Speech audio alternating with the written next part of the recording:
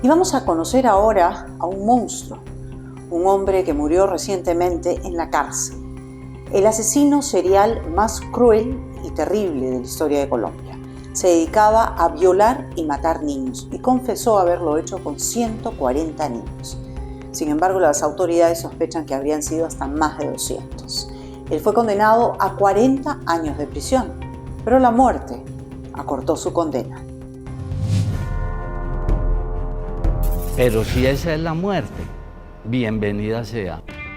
Esta es quizá la última entrevista que brindó en la cárcel Luis Alfredo Garavito, considerado el asesino serial más grande de la historia. Violó, torturó y degolló a más de 200 niños entre los 6 y 16 años.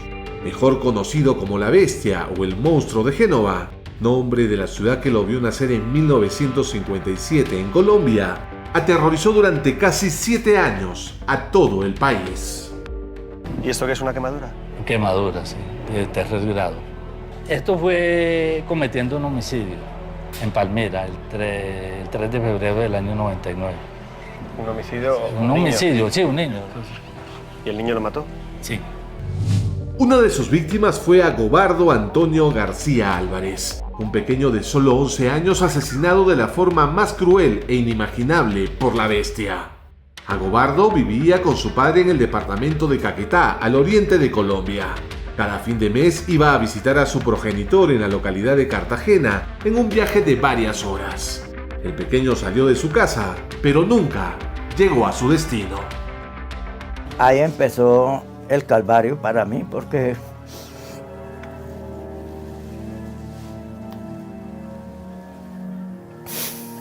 presumo que él andaba por ahí en esa avenida y abordó al niño y se lo llevó. El padre del pequeño asegura que nunca vieron merodeando su hogar al asesino serial. Sin embargo, después se supo que investigaba al detalle los movimientos e historial de sus víctimas.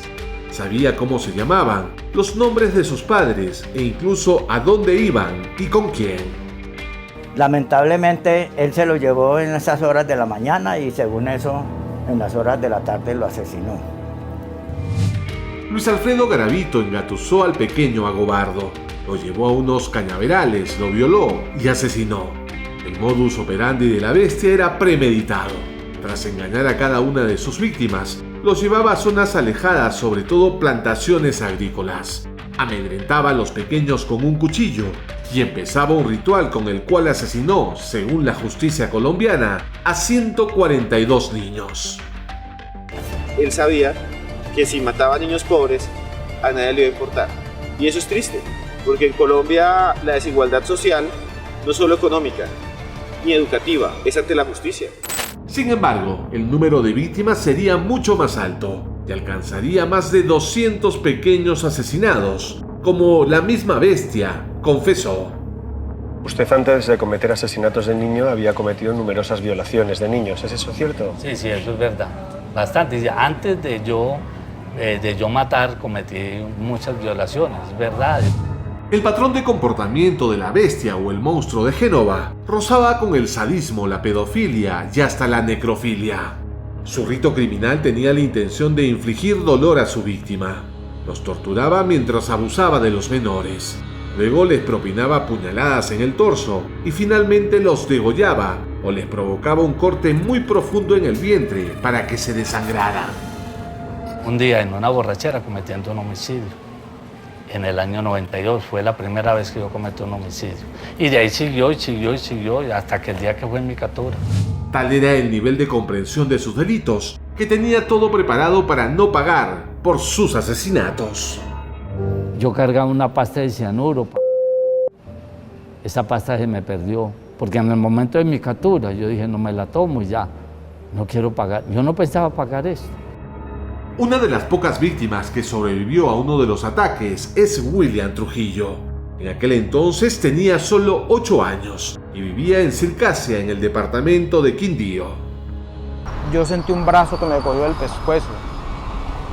Me dijo, no vas a hacer bulla porque te mato. Y me llevó aproximadamente unos 10 metros de allí a un cafetal. El pequeño William estaba amordazado y amenazado con un machete. Lo mantuvo toda la noche en una plantación de café hasta que de madrugada logró escapar. Como a las 4 de la mañana, creo, más o menos, yo con mucho miedo le pregunté que a qué horas me iba a dejar ir.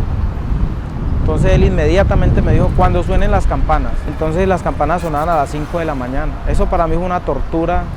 Las denuncias de desapariciones y muertes de niños abarcaron 14 departamentos de Colombia, desde Quindío hasta Bogotá e incluso en Ecuador y Venezuela. Todos asesinados bajo el mismo modus operandi. El 22 de abril de 1999, casi 7 años después de su primer asesinato, la bestia fue descubierto y capturado en una zona rural del poblado de Villavicencio, cuando intentó matar de nuevo. Pues todo el país se convulsionó y el 99%, el 98% pedían la pena de muerte para mí. Luis Alberto Garavito fue condenado a 40 años de prisión y purgó cárcel en el penal de máxima seguridad de La Tramacua, en la ciudad de Valledupar. Tras las rejas, dijo en innumerables ocasiones que se arrepentía de sus crímenes y que se había puesto al servicio de Dios. Y me quiero ir de esta vida un poco descansado, porque ese es un peso que cargo a cuestas de un dolor. Lo que se tiene claro desde la criminología y al hablar de asesinos en serie es que nadie, ninguno de ellos tiene cura.